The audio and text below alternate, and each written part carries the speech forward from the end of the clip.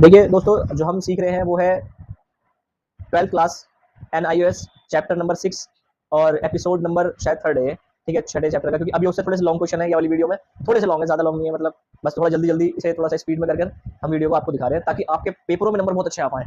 ठीक है, तो हमारा बस ये एक अ, हमारा जो दृढ़ निश्चय ये है कि जितने भी सारे बच्चे हैं NIOS वाले, वो घर बैठे पढ़ाई करें और उनके नंबर बहुत बहुत टॉप के नंबर आए। ठीक है, चलो बढ़ते हैं। पहला प्रश्न है, इंडो इस्लामिक वास्तुकला की मुख्य विशेषताएं आपको बतानी है, उसका वर्णन कीजिए। तो देखिए, इसमें मुख्य विशेषताएं, जो इंडो इस्लामिक की मुख्य विशेषता क्या है, यहाँ इंडो इस्लामिक में बात यह है कि जो इनकी जो कलाकारी होती है वो अलग होती है इंडो इस्लामिक की, और जो हमारी भारतीय कलाकारी जो थी, जो हमारी मोहनजोदड़ो वगैरह से इनसे निकली थी, इनकी कलाकृतियां अलग होती हैं। ठीक है, तो इस हमें आंसर में पता चलेगा कि इनमें क्या फर्क है, मतलब दोनों में कलाकृतियों में।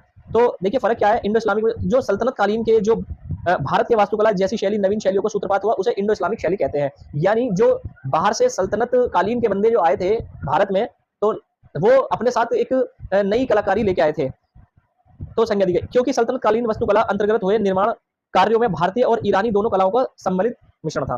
ठीक है, इस्लामिक वास्तुकला की अनेक विशेषताएं हैं जो इस प्रकार है कि पहला, इसी में सल्तनत कालीन वास्तुकला के अंतर्गत किला बनाना, मकबरा बनाना, मस्जिद बनाना, महल बनाना, निर्माण संरचना के नुकीले मेहराबों को बनाना, नुकीले मेहराब, गुम्बदों को बनाना, उनकी संकरा, ऊंची ऊंची मीनारों का उपयोग किया।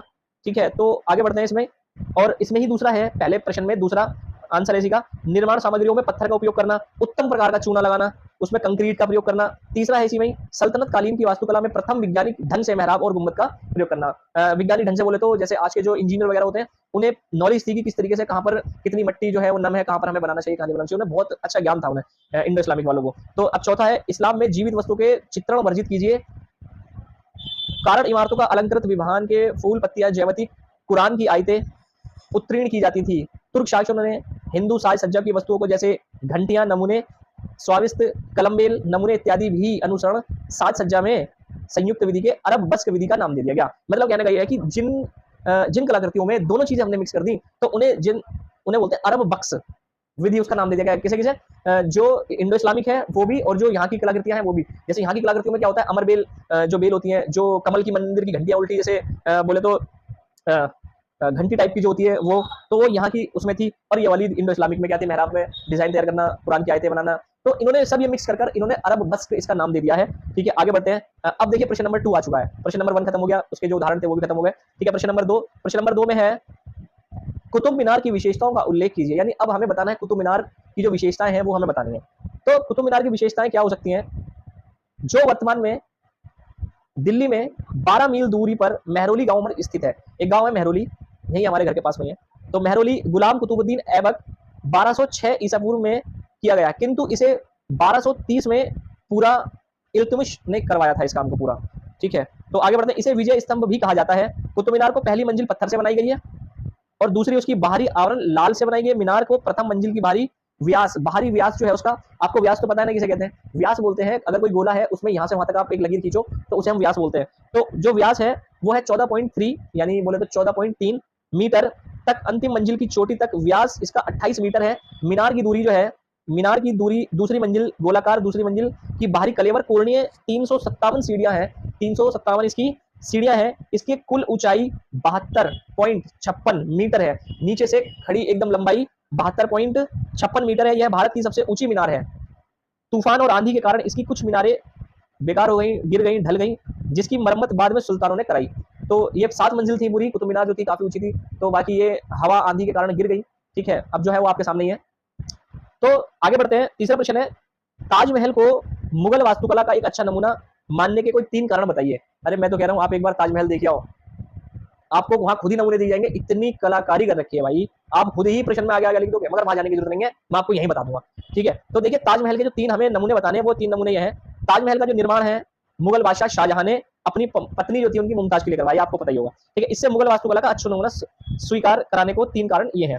पहला है, इसके जो भवन है दोहरी परत के गुंबद बने हुए, इसमें दोहरी परत के जो गुंबद होते हैं वो गुंबद बने हुए। मीनार और इसके मेहराब जो है, मीनार और मेहराब, बालकनी इत्यादि जो पक्षायन वास्तुकला की शैली है।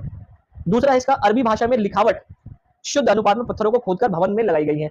इतनी बढ़िया लिखावट करी गई है, मैं खुद देख के आया हूँ। तो वहां पर जाली इतनी बारीक काट रखी है, इतनी सफाई से काट रखी है, कहीं भी कोई औजार फालतू नहीं लगा हुआ, बिल्कुल बहुत बेहतरीन सफाई करके। चलो आगे बढ़ते। तीसरा है भवन के जो भवन है, भवन के अंगों का आपसी अनुपात पक्षियन शैली का है। ये तो देखिए 3 हो गए। अब आगे बढ़ते हैं। चौथा प्रश्न है, ताजमहल की विशेषताओं का उल्लेखन कीजिए। जो ताजमहल है उसकी विशेषताएं बतानी है हमें। तो विशेषताएं तो भाई उसकी एक बार आप बस वही वाली बात है। आगे बढ़ते हैं। आंसर इसका, मुगल कालीन स्थापक क्षेत्र में ताजमहल का निर्माण सर्वोत्तम उपाधि मानी जाती है। यह विश्व प्रसिद्ध यानी पूरी दुनिया भर में ये इमारत जो है, जो उत्तर प्रदेश में स्थित आगरा जिले में है, यमुना नदी के किनारे पर है। ठीक है, तो इसका जो निर्माण है वो मुगल बादशाह शाहजहां ने अपनी पत्नी मुमताज बेगम की याद में बनवाया था।